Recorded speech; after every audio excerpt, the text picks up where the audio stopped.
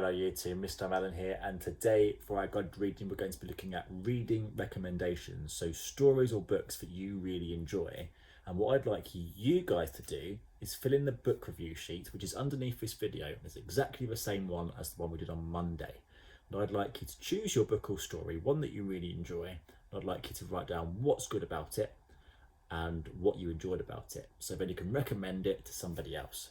So think about what was good about your story, why would somebody else want to read it? I'm going to share with you my story, which is another one from The World's Worst Children. It's called Ernest, Ernest. And after that, I'm going to show you how I'm going to complete my book review sheet, so then you guys can do it for your own story at home. So my story is called Ernest, Ernest. Ernest, Ernest had made it to 12 years old without once cracking a smile.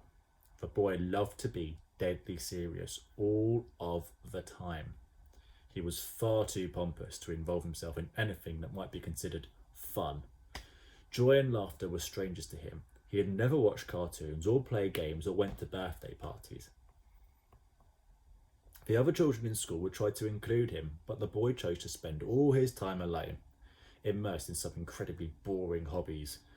Ernest had an unrivaled collection of pencil sharpenings, and on weekends he would photograph traffic lights, then stick the pictures in a series of scrapbooks labelled Traffic Lights 1 to 217.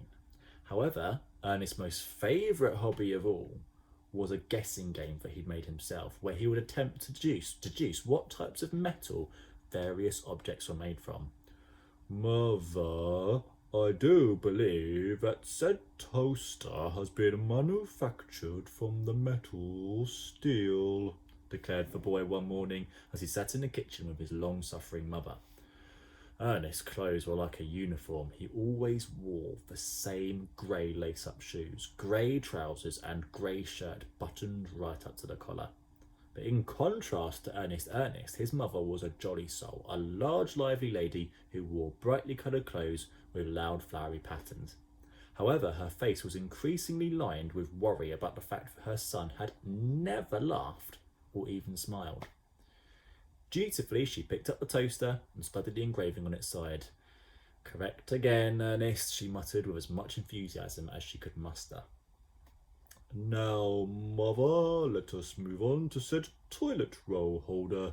I do believe it's been manufactured from the metal aluminium." "Correct again, Ernest. What a splendid game this is. I never tire of it," she lied. Then Mother got up the courage to ask a question. "Ernest, I was wondering if you might want to go and do something fun today." "Fun?" Ernest exclaimed. "Mother, what is this fun that you speak of?" "Well, amusement." "Amusement?" "Well, yes, fun could be anything, like going to the zoo, watching the orangutans playing together. That can be amusing."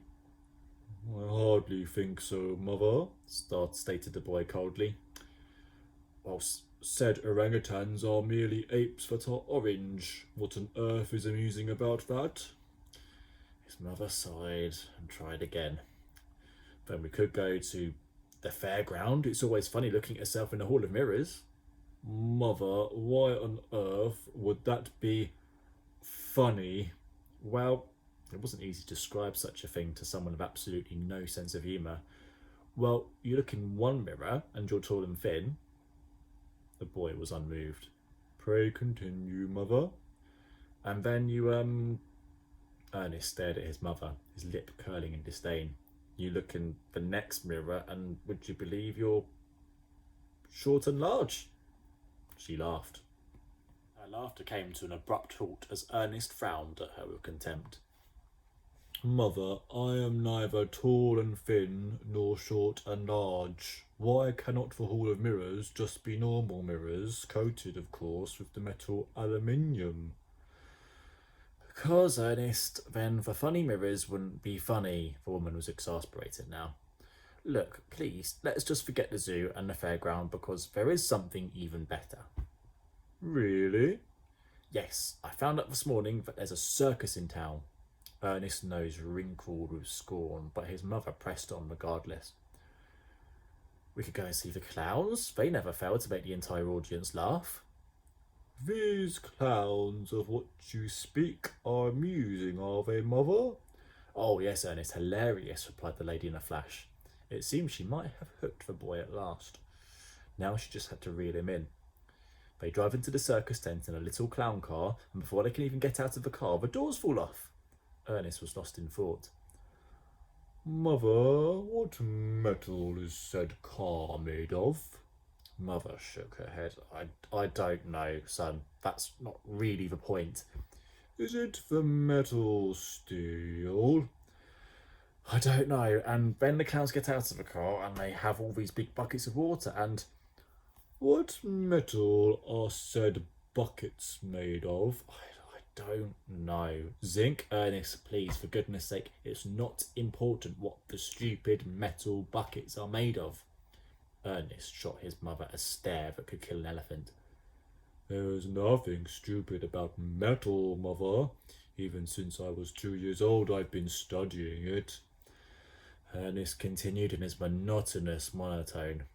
I find its properties fascinating. Did you know, for example, that the chemical symbol for silver is Ag, from the Latin word for silver, argentum?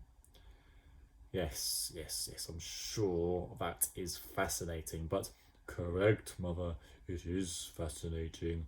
So it is a resounding no to said offers of visits to said zoo, said fairground, or said circus. Now, if you will excuse me, I must get back to my collection of cheese graters. And with that, he marched out of the kitchen and upstairs to his bedroom. The walls of Ernest's room were painted grey, the bed was grey, the duvet was grey, the curtains were grey. Sometimes it was hard to spot Ernest in there at all, since his clothes were all grey too. Up in his bedroom, Ernest spent the remainder of the day studying his cheese graters. Mother was ordered to leave the dinner outside his bedroom on a tray. It was a plate of cold peas. That was all Ernest ever ate for breakfast, lunch and dinner. Bowls or plates of the most boring vegetable in the world. Next morning, Ernest's mum woke more sick with worry than ever before. Her son was 12 years old. Soon he'd be a teenager. She was desperate for him to experience all those things that children should before it's too late. Joy, laughter, fun, friends. And she took yet another bag of frozen peas out of the freezer for Ernest's pea-based breakfast. She realised that drastic action was needed if she was ever to see her boy smile. So she did some research and in a newspaper found the following advert. Professor Drolling, the world's leading expert on sense of humour disorders. Over the years, Professor Drolling has treated our unsmiling royal, a fantastically boring tennis player, and a whole series of prime ministers who all took themselves far too seriously. If you have a friend or family member who never smiles, call the professor today without delay. Ernest's mother made an appointment for the very next day. Professor Drolling's study was situated on the 100th floor of a hospital. Medical certificates adorned the walls, and there was a glass full of awards. And the professor even had a vast oil painting of himself hung behind his desk. This was a man at the absolute tip-top of his profession. As Ernest sat outside in the waiting area, flicking through a copy of Spoon Monthly, Mother told the man everything. She told him about her son's pencil sharpening collection, the diet of cold peas, and the scrapbooks of photographs of traffic lights that had now reached 558 volumes. Then she told him how Ernest had never ever laughed or even smiled. Now, in all of my years in the medical profession, this is by far the most serious case of no sense of humour disorder I've ever heard of, exclaimed Professor Drolling excitedly. If I can make your son Ernest smile, I will go down in history as one of the greatest scientists of all the time. Mother was not convinced he could do it, despite all his expertise. But how on earth are you going to manage it, Professor? I've tried absolutely everything. With a theatrical flourish, the Professor yanked back a long curtain. Let me introduce you to my latest invention, the Tickle Monster 3000. It was a giant robot. Instead of arms, the robot had a number of long metal tentacles. Oh my, gasped Ernest's mother. Oh my, indeed, agreed the professor. My Tickle Monster 3000 will tickle your boy into helpless gales of laughter in no time. Bring him in right this instant. Mother opened the door of the study. Ernest, can you come in now, please? But Mother, I'm just reading a fascinating article about the different types of metal used in spoons. Of all shapes and sizes, he replied without looking up from his magazine. I said, now, she replied angrily. Reluctantly, the boy put Spoon Monthly down and marched into the professor's study. A great pleasure to meet you, young Ernest, said Professor Drolling warmly. The boy simply stood and stared at the man, the usual sour look on his face as if he'd swallowed a wasp. I know you may think not, but this robot of mine is finally going to make you laugh, announced the professor. What metal is said robot made of? Inquired the boy. I beg your pardon, replied the professor, rather taken aback by the irrelevance of the question. What metal is said robot made of? I'm guessing, Ernest scrutinized the machine. Tin. He does this a lot, muttered Ernest's mother. The professor sighed and checked the back of his robot. You're right, it's tin. Well, now we all know of a fascinating piece of information. I'm going to turn the Tickle Monster 3000 on in 3, 2, 1. And with that, he flicked a switch on the side and the machine flickered into life. Lights came on and it started to beep. Beep, boop, boop, boop, boop, boop. Next, two of the robot's tentacles stretched out towards the boy. Ernest tried to run, but the grabbers at the end of the tentacles held him still. I don't like it, he complained. I promise you, Ernest, it won't hurt, said the professor. He pressed more buttons and two other robot tentacles reached out and started tickling the boy.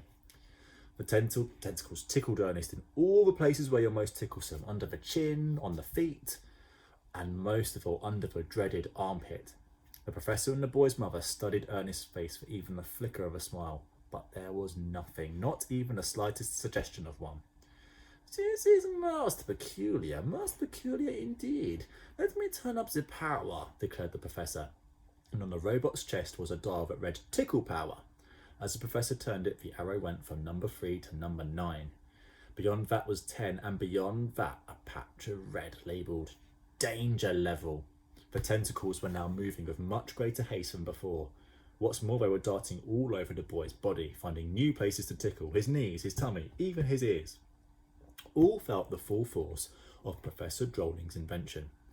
Again, he and the boy's mother studied Ernest's face. Again, nothing.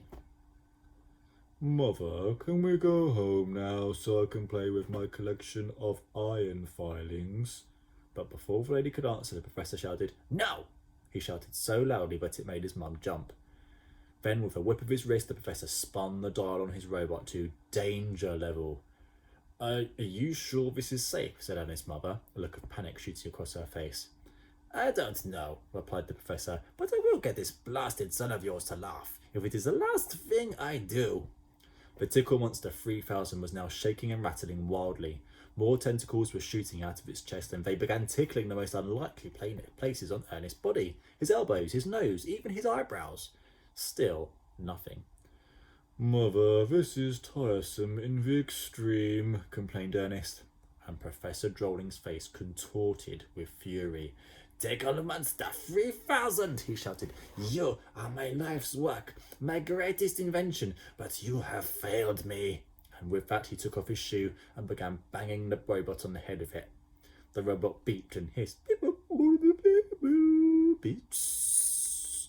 And although it was a machine, it actually sounded angry. It stopped tickling Ernest and slowly turned to face its creator. Then its tentacles stretched out to tickle the professor instead, and in no time they were all over the man's body, behind his ears, the undersides of his feet. No, said Professor Drolling. No, I hate being tickled. The man's body was shaking with laughter as the robot tickled him.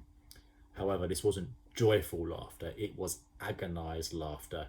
Being tickled like this was torture, especially with the Tickle Monster 3000. He laughed and laughed. Help, help, please, someone help. Mother had to do something and fast. In desperation, she made a lunge for the dial on the robot's chest, but the Tickle Monster 3000 turns its tentacles to her too.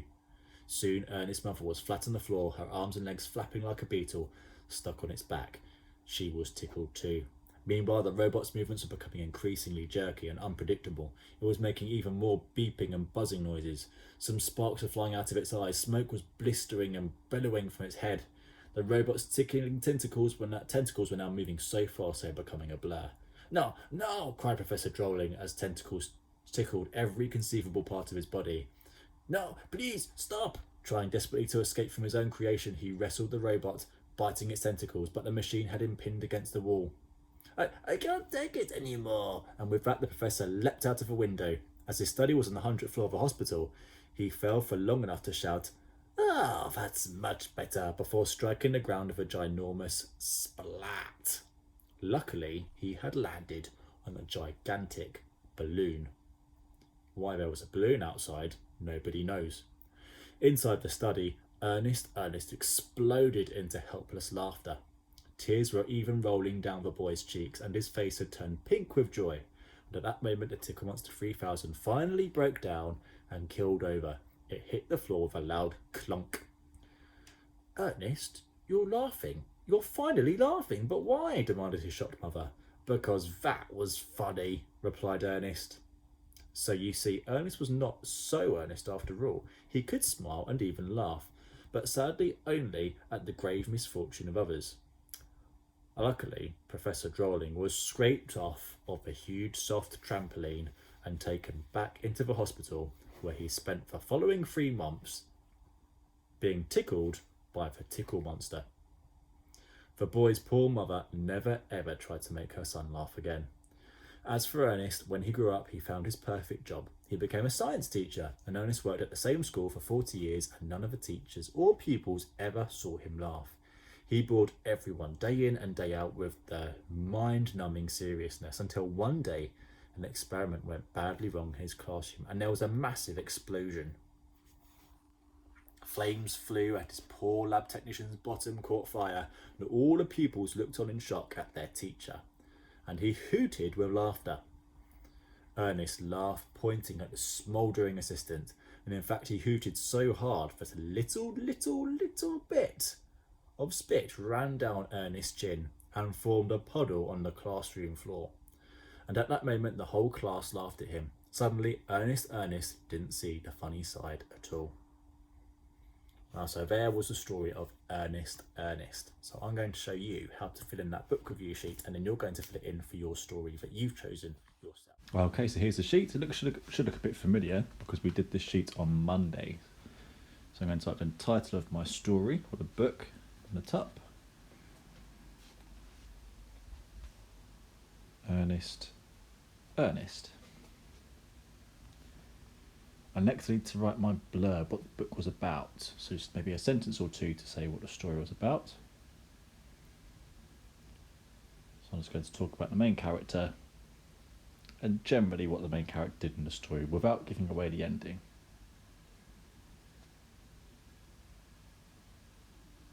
So a boy who never has fun visits a professor who wants to teach him how to laugh. So just a sentence or two about what the story is about, and then we need to know who the main characters are. So my main characters in my story were Ernest, his mum, and the professor.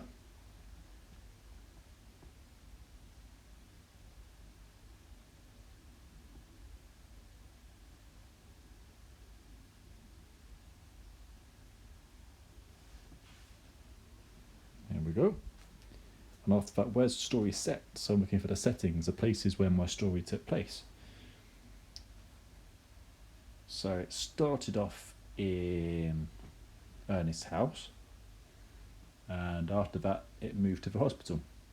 So those are the two settings, the two places the story took place.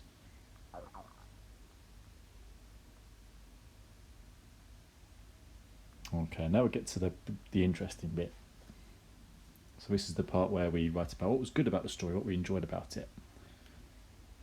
So this is your chance to think really hard about what you liked about the story, what it was that really caught you and made you really enjoy this story, what made it one of your favourites. hopefully got 2 or 3 reasons that you can use, that you can include.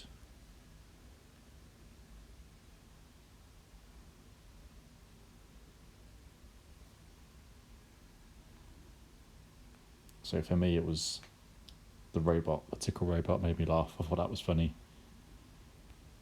And I also liked the ending as well. That was good.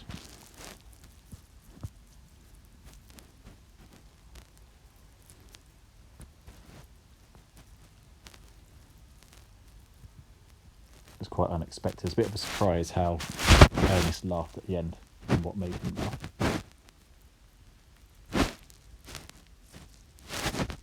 And what was it? Anything that could make it even better that could be done to improve it?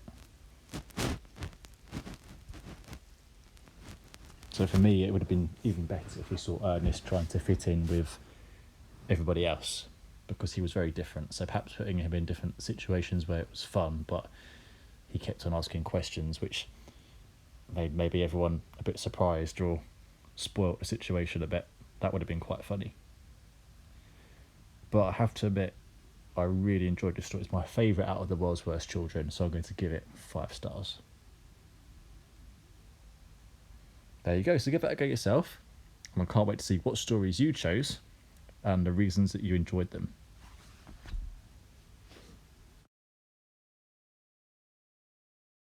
So enjoy that, you two. Enjoy your book review and enjoy reading your story.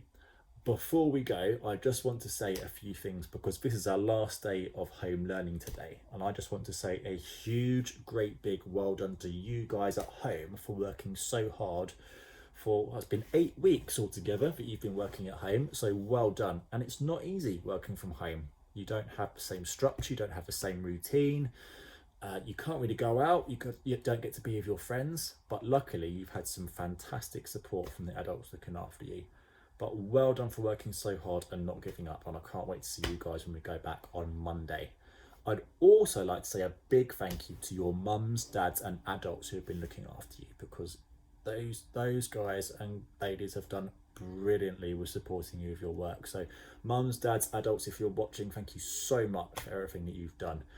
Because I know this lockdown seems like the longest one we've had, and it hasn't helped with the weather outside being wintry and wet and grey and dreary. It's not been a nice time for you guys stuck at home, but honestly the support you've provided has been brilliant. The children have done extremely well thanks to the support that you've given, and we're just really lucky to have such a supportive team of parents at Cuxton. So thank you so much for everything that you've done. We wouldn't have been able to do this without you, and looking forward very much to seeing you guys again in person starting from on Monday. Can't wait to see you, and good luck for the rest of your home learning today, and I'm really excited to see you all again on Monday, 8th of March, back in school as normal. So enjoy the rest of your day, have a great weekend, make sure you rest up and enjoy yourself, and then I will see you guys again on Monday. Enjoy, take care, and I'll see you very, very soon. Bye for now.